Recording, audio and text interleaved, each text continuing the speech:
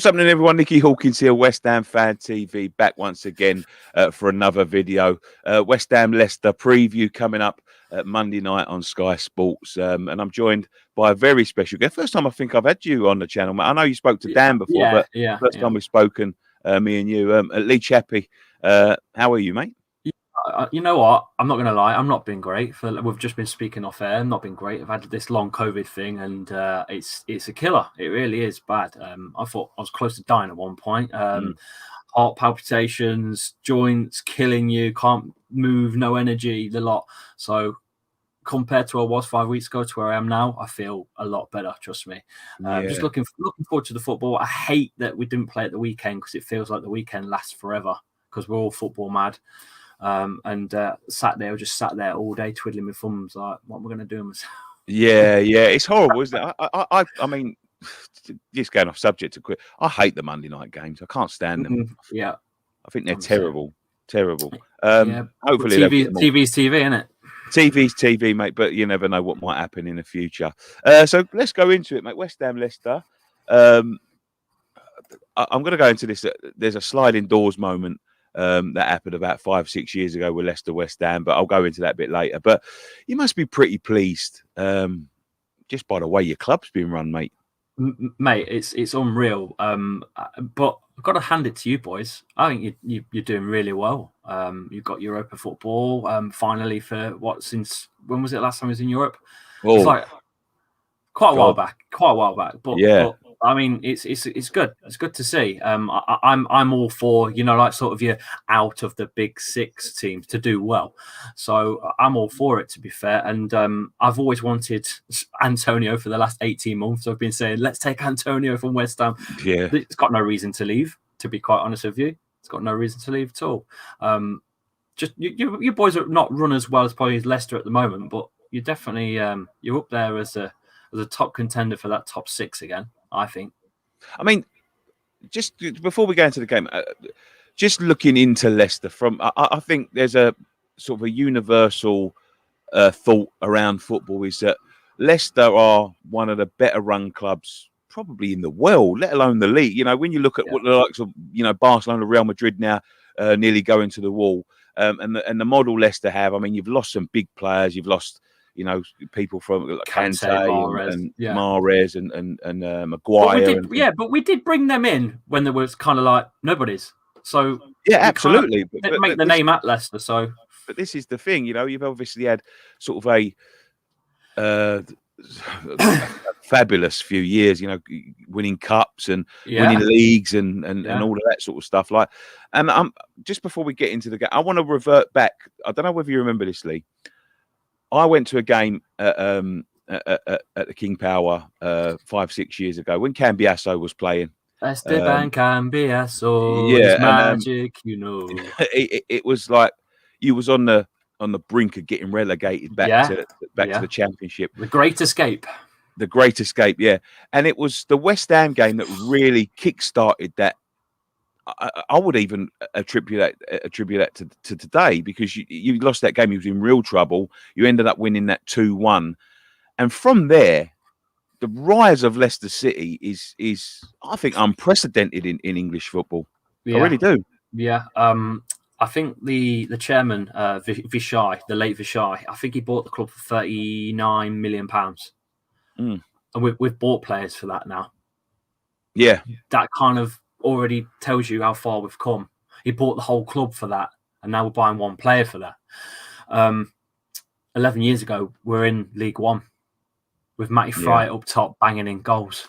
It's been a ride, and a lot of teams in the Premier League don't understand the experience of following a team that's gone down the bottom and back up to the top. Rise and fall and rise again of Leicester City's story is fantastic to see, and it's not just luck. There's a lot of planning involved, and I think a lot of love. There's a lot of love involved with the club, with the owners. The owners love the city. They pump money into the city. They look after the hospitals. We've had another revamp in the hospital for the children's ward, again by them. That's another £1 million added into it. We all benefit from them being owners of our football club in our city. even if you're not a Leicester fan, you respect what they're doing for the city as a whole. And I think that passes down. That passes down all the way to the fan, all the way back into the football team itself. Because when you look at Leicester and West Ham, very polar opposite, I believe, thoughts of their owners, because we don't feel like that is the case. That they're out to make a quick buck. GSB out. I see it all the time. Yeah, but I mean, when you look at the way Leicester run, the way West Ham are run, I mean, what do you make of the ownership? For someone that supports a club that has probably got the best ownership in world football, what do you think? Looking in, do you think we're just being miserable for the sake of being miserable? Do you think we've got a gripe? Do you think we've got sort of like the GSB movement's got legs? I think that sometimes, as a fan, you've got to understand where you are. You're in the elite league in the world right now. I know you're probably not where you want to be. You want to probably be getting some hands on some silverware of some sort, even if it's the League Cup will do. But sometimes you've got to be a bit more realistic and look at it and think, we're in the Premier League. A lot of clubs down below don't get a scratch near the surface of the Premier League. Scraping by the barrel with cash. A lot of teams, I'm surprised with the pandemic, a lot of teams haven't gone bust. I suppose you just want the success. And who knows? It might come. You're in Europa League. That's the first steps. Baby steps, boys. Baby steps. That's all I can say. Just have faith in the team. Don't get too involved in the politics, maybe, because you've got a good squad. Benrahma's a fantastic player.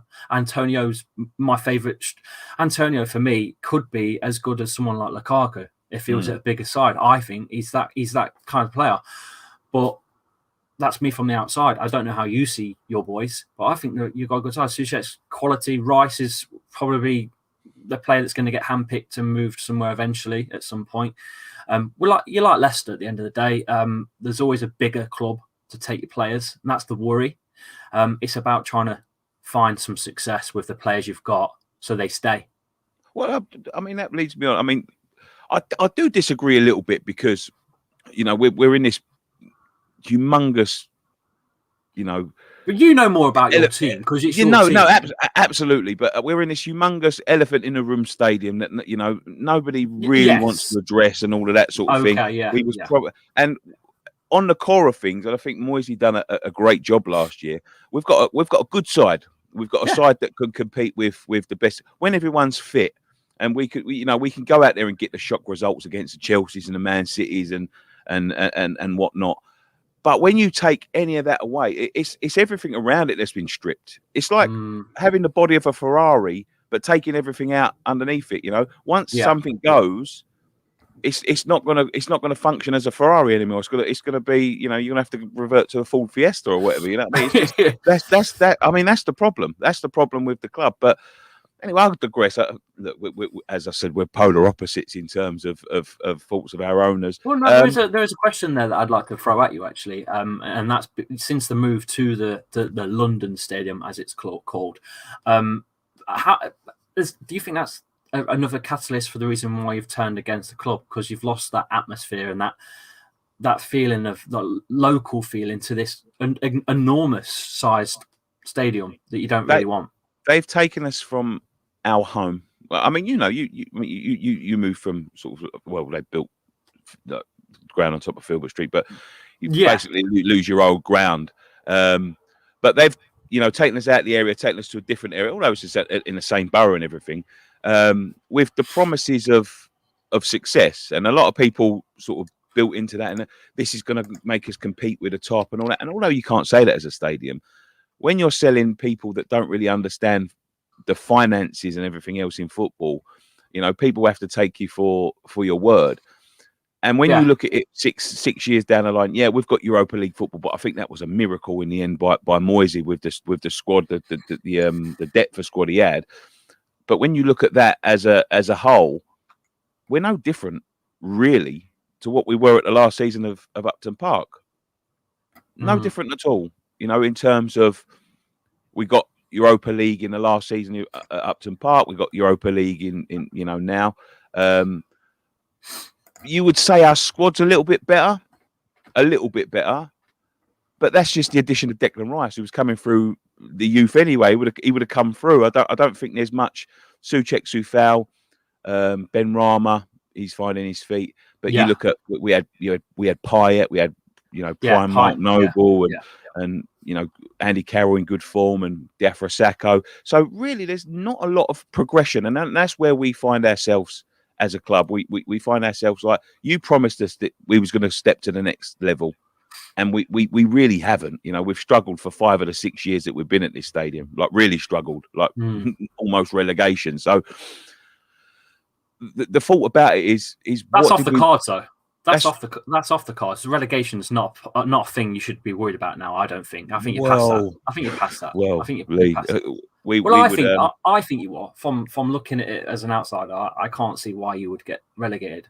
No, well, we've been relegated with better teams, mate. Let me tell you that. But just before we, this is the last thing before we go into the game. Do you class Leicester as now one of these top 6 clubs? The plans, it's in plan, isn't it? Really, when you look at it, Leicester sold a player for 80 million. Well, it's 85 all in for Maguire, and they buy a training facility. I'm sure you've all seen it. It's a state of the art facility. It's probably the best in the country, give or take, up there in the best of Europe. And now they've shed us light on what they've planned, which is this. I'll show you it here. That's the next plan around the stadium, is a futuristic state-of-the-art complex with a 10,000 extra on the King Power, and then you've got a hotel and a luxury entertainment suite and a double-decker flipping fan store, and the list goes on. It's the Chelsea Village model, right? Yeah.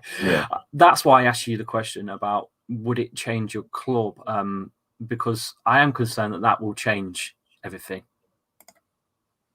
What do you think is going to change? I'm a little worried that you're going to start getting more of a. I don't want to say this in a horrible way, like a tourism fan. Yeah. Because we kind of are like a bit like Newcastle and West Ham, kind of like your local fan base. You don't have many international. I'm not knocking you being an international fan, by the way. I feel like you would lose that identity as a club and turn into, from a football club to a franchise club, is what I call them. Like Man City. Yeah, I agree, man. I agree. I'm a bit concerned about that, but progress. But just if you've got any faith in anyone not to do that, it would be your owners. If it was anybody else, I'd say they're looking to now to sort of cash in on the success. Yeah, I don't think your owners are like that, to be honest. No, we were scared. It will ultimately make it better for the club, I believe. I think we were a little bit worried when obviously the helicopter went down and Fishai passed away. We was a little bit worried that maybe that's it. The King Power will probably disband because it's too much heartache to hold on to.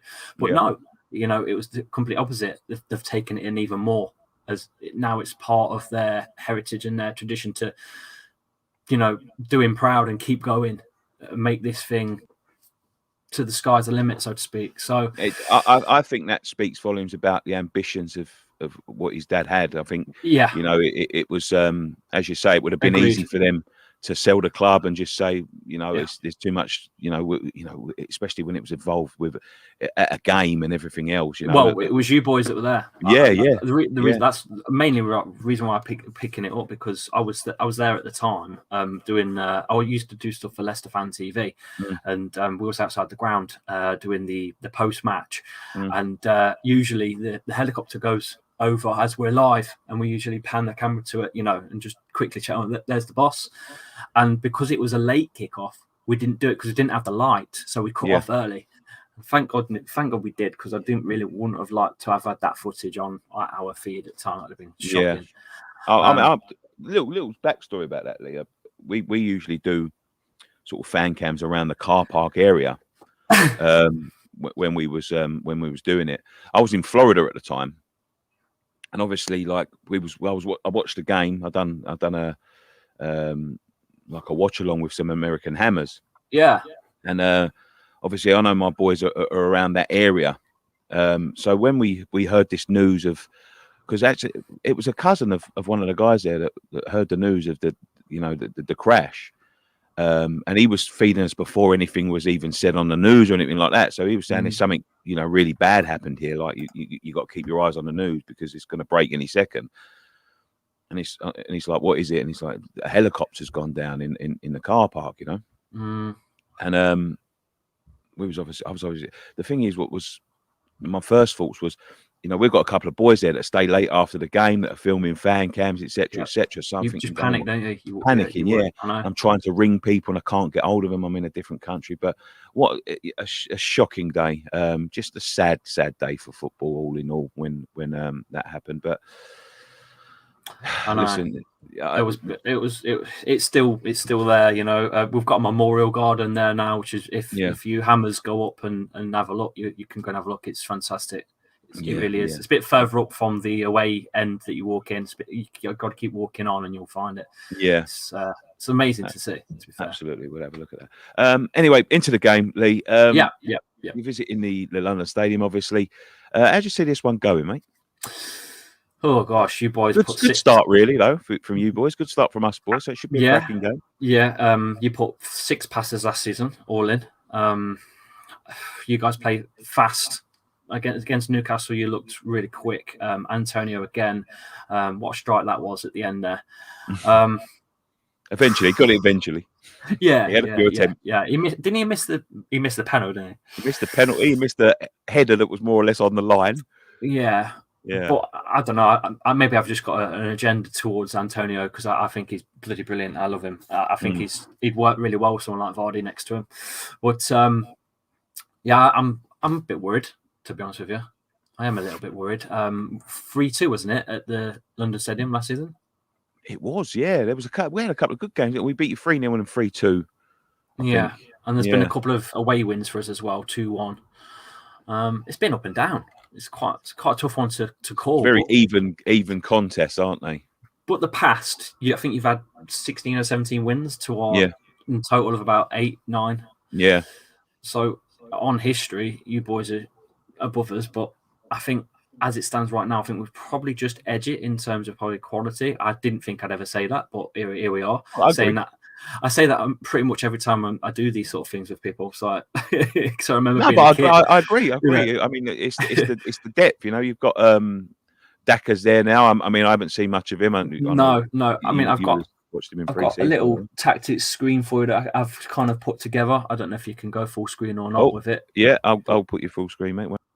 I've kind of put that together for you, which would look like probably Bertrand won't be playing because he's got COVID, so it will be Luke Thomas.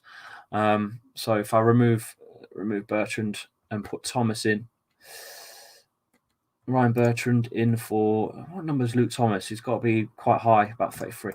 There you go. I think that's probably be about the team. Vestergaard has just come in, obviously from Southampton, and you've got Soyuncu as well. And Didi Tielemans are both fit. Ricardo's been immense and got the assist for Jamie Vardy in our opener. Cracking goal, by the way. And he's back to his fitness as well, Ricardo Pereira. Ricardo Pereira, obviously the ACL injury kind of put him, set him back quite a lot. He was playing with almost in recovery at the same time, so he wasn't the same player at the end of last season. I think Perez will probably start. No one really appreciates Perez on that right wing. I think he's our weakest man on that field. But Harvey Barnes is a cracking player, and I think he will more than make up for it on that left side. James Maddison took a knock during the game, during the opener, to his back, but he looks fantastic in training, according to Brendan Rodgers. And obviously, Jamie Vardy would go up top. That would be my starting 11. Let me know what you think to that. There we go. And he's back. Yeah, I can't really argue with that. I mean, I would do our starting 11, but it picks itself because we've got no one else on the bench. We've got Antonio. It would be the same team that played last week. So Bowen, Fornals, Benrahma in the middle, Antonio up top. Suchek, Rice in the middle. Rice, yeah. Cresswell, Sufal, Dawson, Bono, and Fabianski. Good goalkeeper, I think. Doesn't get the. I don't think he gets the praise, to be fair. But I think he's like Schmeichel because he's at a non-Big Six team. Don't get the praise. I'll be honest, I can see him being disbanded this year by Areola. If I'm honest. Oh, really? If I'm honest, yeah, I think he's sort of. I wouldn't say age is catching up with him. I think. Yes. Yeah. And well, Schmeichel's 33. People don't seem to think that he's that old, but he is. He's getting old as well. I think the game's going to be a cracking game. Yeah, I always both like the games fast against play, Leicester. fast pace. Yeah. Both played quite quick in their openers, so I don't think you can call it. In all honesty, Do you know what? I would push you for a result, but I couldn't pick one myself. To be honest with you, it's one of them ones. We could turn up there like last season, and we could beat you quite convincingly, like we did at the King Tower, but we could get battered. With the pace over the top and everything else, we could get absolutely pounded. So it's not one of those draws, is it? Where like you play like Man City, Liverpool, Arsenal, or somewhere where you go, oh, we're gonna try and win this one definitely, blah blah blah blah, or like Norwich, where you say, oh, we'll easy win this. It's not the same. It's kind of like middle ground. Yeah, it is. I'd love to win an away win and get maybe the revenge for last season, because obviously you beat us twice back to back. So I think Brendan will probably stamp that into their heads. Maybe we'll get the win, but well, we'll have to wait and see. It's tough to call. Yeah, I give you a prediction. I'm gonna go 2-2. 2-2. Yeah. Do you know what? I was going to go for a draw. I was thinking more 3-3. I was thinking, but yeah, I think it's going to be a cracking game. I think there's lots of goals in there. I think that, as I said, two teams that are full of confidence. Yep. Yeah, it's going to be a cracking game, but I'm looking forward to it. But anyway, Lee, thank you so much for coming. Do you want to plug your channel before we go? Yeah, well, I'm going to be doing the watch along show on Monday, and I'm sure you boys are doing the watch along show as well, right? No, we won't be. We'll be there. Oh, yeah, right. We'll all be there. Yeah. Oh, right. Okay. Well, if anyone wants to catch up with Lee, you can go and watch his watch along. Especially if you score, you can come in and banter me and get my views up. But yeah, just follow me at Lee_Chappy on every platform, on everything. No problem at all. Lee, thank you so much for coming on. Yeah, thank you. Thank you for having me. Let us know in the comment section down below what you think the result's going to be. This is a hard one to call. Thank you so much. As I say, head over to Lee and sort of follow him on Twitter and subscribe to his YouTube stuff. And if you're new around here, subscribe to mine. One thing left for me to say, come on, you Irons. Thanks, mate.